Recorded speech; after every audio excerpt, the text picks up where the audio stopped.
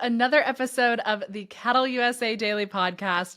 Today, I'm in a groove right now, talking about things that don't get talked about very often within ag, and I am having a blast with it. So we're just going to keep on going on this train. And today, I specifically want to talk about building a team behind you. So a team that you can trust, a team that you can rely on, what that looks like as business owners, as people within agriculture, and how we can continue to cultivate really amazing relationships within our organizations, within our teams, what that looks like practically speaking, but then also just some really great thoughts, tips, things like that I have from my own personal experience of hiring and firing and what that kind of looks like as a business owner. Because let's be real, building a team can be really, really hard, especially a team that you can trust. And let's look at ag and be real for a second. We work really long hours. There's really high stakes. Sometimes there's dangerous work. And the fact of the matter is, with all of this, trust is not an option. It's not. We have got to trust one another on these operations, whether it's family or not. We have to trust one another to be able to get the jobs done, to be able to actually show up and be doing something, and us as business owners trust that those things are getting done, right? Trust is not an option. Trust looks different in every operation and with every person as well. So I want to make that very clear, that trust for me looks different than it might for you. And that's perfectly okay. There are a lot of times where situations come up where first and foremost, like if you don't have a team behind you that you can put your trust in, you're just making your job harder, honestly, at the end of the day. Like if you go and tell someone to do something and you're stressed all day of them not doing it right, or you think that you need to go and double check it or do all of these things, you're just taking more time out of your day than it maybe would have if you had just gone and done it yourself. So sometimes it is better, realistically speaking, if you don't have a team at all, than if you have a team that you can't trust. So with that, how do we build this trust? What does that look like? How can we continue to cultivate that as leaders? All great things. But first and foremost, I want to talk about one of the realities of running operations. And that is the fact that most of us are working with our family, which is a blessing and a challenge. We'll put it that way. It's a blessing and a challenge all at the same time. It is so much fun, so rewarding, but because we are family, we also tend to not bite our tongues as much as we maybe normally would, or we also tend to just butt heads a little bit more often, right? Because hierarchies within businesses and within families sometimes just don't always mesh that well, right? Let's just be realistic about it. And so it can be a blessing and a challenge. One of the ways that we can really combat this is clearly defined roles and expectations. 90% of fights, arguments, disagreements happen because someone's expectations weren't met and probably weren't shared, therefore they weren't met. So it's a communication thing, right? So as someone who has an expectation, it is your job to share it so that that person then knows your expectations, and then you don't get mad at them for not fulfilling those expectations, right? And then on the clearly defined roles side, this goes into the fact that if everyone has their roles, for the most part, we can stay in our lanes, right? There are going to be times when our lanes overlap, when we intersect with one another, and we need to be working as a team, yes. But having those clearly defined roles really, really, really helps. That way, we're not all running around like chickens with our heads cut off. We all have things that are ours. We have ownership over something, right? Because that's a way that within a family business, you can have something super successful, is giving each individual ownership over some aspect of the business. And it doesn't have to be you're giving away major chunks of the business. Maybe one of your kids this year is responsible for picking the sire for 25% of the cattle, right? Like maybe that's, which is a big deal, but it's also not massive. So it's a big responsibility. You're giving them responsibility, trusting them in that, but then also giving them something that they're focused on that they can get rewarded from, all of the things like that. Another reality with all of this is the fact that as business owners, as family dynamics, as team leaders, all of that, you're going to have some really hard and tough conversations. The biggest thing with this, lead with grace and fairness, even when emotions are really, really high, which is really difficult. And I wish it was something that I could say that I have perfected. But I will say that growing up in an environment where I had a parent who was like, no, we're going to sit here at like age 8. My dad started telling me, no, we're going to sit here like adults and we're going to talk about this. And we're going to talk about it in this voice tone and we're going to talk this out. Really, really helped me as an adult have that foundational knowledge of how to sit there and have some really hard and tough conversations without raising our voices, without getting super upset, without letting emotions run high and ruin the probability of that being a sound and happy and filling conversation, right? Because just because it's a hard conversation doesn't mean that it needs to be a damaging conversation. I'm going to say that again. Just because it's a hard conversation doesn't mean it needs to be a damaging conversation. It doesn't need to damage relationships. It doesn't need to damage trust, anything like that. The whole goal of these tough conversations is to continue to grow this trust and grow the relationships, not damage them. So how you do that is you show up with grace and you show up with a heart of servitude and just saying, you know what? We're going to have our disagreements and that's all right, but we need to talk this out, right? And that's the reality of working with family and just working with people otherwise, right? And there's the reality of it too. Sometimes we're going to outgrow our family labor source, or maybe you're not outgrowing it, but you have a kid leaving, or you just need more help, or whatever that looks like for you. Or maybe you just need a different skill set that the family can't offer. So that's where you start hiring outside of the family. When you start doing this, I cannot emphasize enough the power of clear communication, setting those expectations, and investing in training. Invest in your employees, in your people that are coming and working for you, because it is going to pay off tenfold in the long run. When running a business, you want to cultivate an environment where people want to stay. And training is a big part of that. Training, saying things like thank you, leading with respect, all of those things are going to cultivate an environment where people want to stay.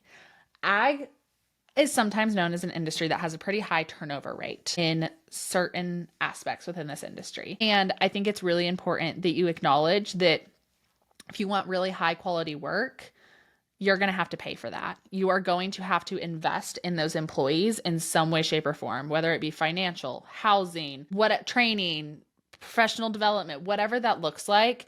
You need to stay competitive within the job market to continue to cultivate an environment where people want to stay and want to work for you. Because if someone doesn't want to be there, do you really want them there? Right? That's a really big question. If they personally are not treating your business like you want them to treat your business, then do you want them there?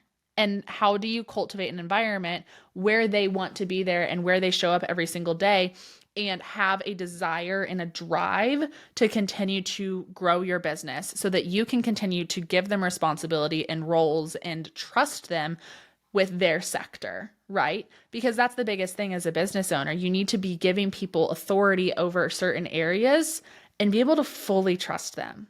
My employee that I have, I got so blessed in the fact that I'm able to hand things off and be like, that's yours. That is yours to deal with.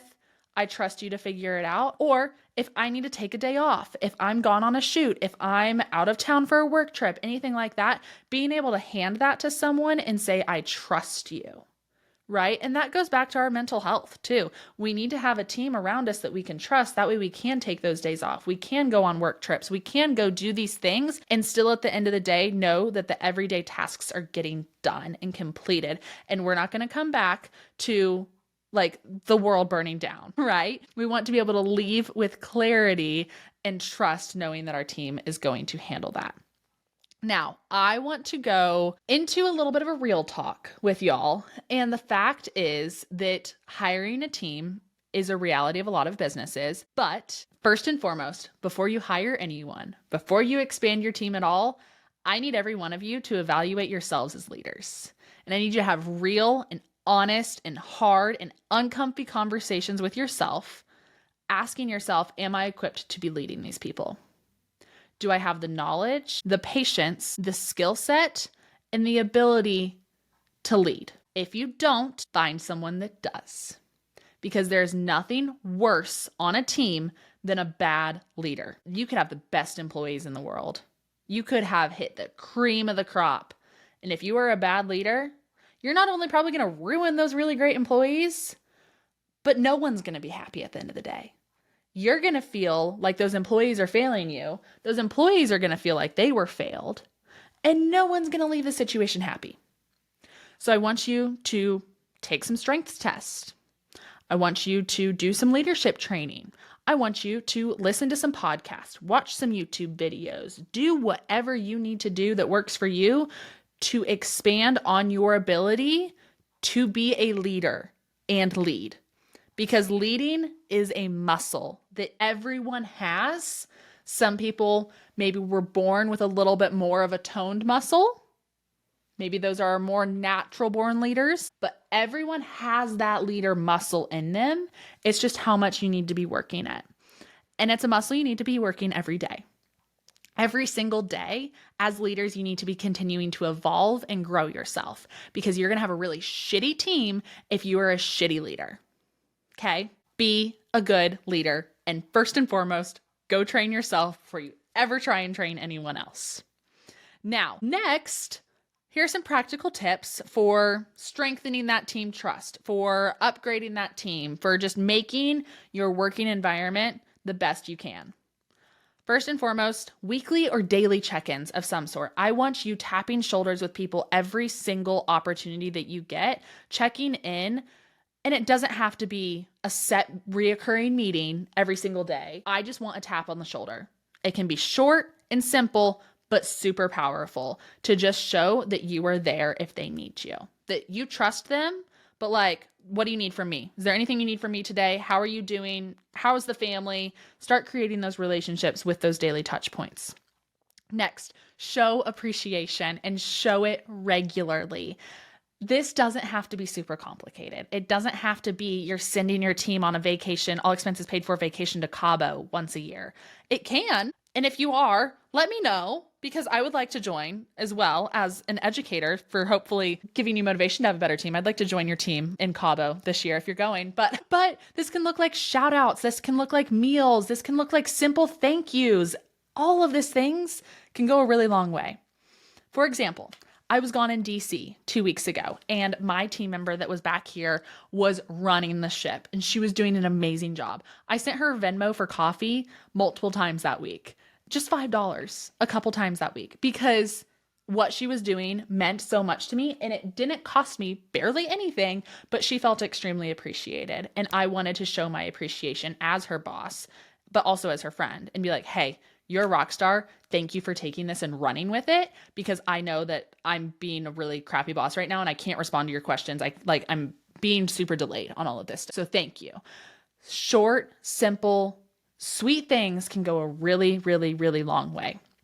And once a year, maybe around Christmas time or whatever that may be, showing appreciation in other ways as well is extremely important for not only team trust, but just team morale all over. Next thing. Address problems head on, not behind backs. Okay? This is something that goes back to those really uncomfy conversations that we were just talking about. You have got to sit there and be comfortable being uncomfortable and having really tough conversations. Because as a leader, you're going to have a lot of them. As a leader, you're going to have a lot of tough conversations in order for your team to continue to grow. Because that's the thing. You don't want to just lead and be like, hey, here's your jobs. Go do them. Go do the same thing forever. I want to lead and be dragging people up the ladder with me. I want to be leading other leaders and make my business continue to grow. Your business can only grow as much as you are growing as the leader. So what are you doing to continue to grow? And in those tough conversations, are you addressing those problems head on? Are you really developing your team and making them better and continuing to challenge them? Because if you're not, then you're not going to have a growing company if you don't have a growing team. Next, and my last practical piece of advice is empower those individuals on your team to make decisions with clear guidelines. Empower them to have a section of your business where they can make decisions and have authority, but give them clear guidelines within it. Be clear as a boss and as a leader of, hey, this is the vision and mission. This is where we need to be going. I want you to make the decisions that are going to get us there. Let people have ownership. And most importantly, key takeaways from this, guys, just lead with trust, clarity, and consistency. All of us as agriculturalists have amazing businesses that are able to scale and grow as long as we are able to continue to scale and grow as well. So that means becoming a really great leader for our organizations and leading with trust and leading with employees that really we can look at and be like, you're a part of our family here. Now, I understand that there is a massive labor shortage issue that we are dealing with here in the US, especially in agriculture. And I know I didn't hit on that a lot today, but that is something that we will definitely hit on later down the road. But this is just an episode where I want you guys to understand the abilities and capabilities of looking at the team that you already have or the team that you want to have and continuing to growing and cultivating them. So that's all I have for today. Thank you guys so much for listening to another episode of the CattleUSA Daily Podcast. I hope that you guys enjoyed today's episode and talking about things that aren't always talked about and all of the things like that. So if you guys enjoyed today's episode, please like, subscribe, rate, review, leave a comment, leave your thoughts, opinions, all of the things. I would love to hear them. And as always, share with a friend if this is something that someone else needs to hear, another team member, another leader that you know, anything like that. We always appreciate it here at the team. And thank you guys again so much for listening, and we will see you all on another episode soon.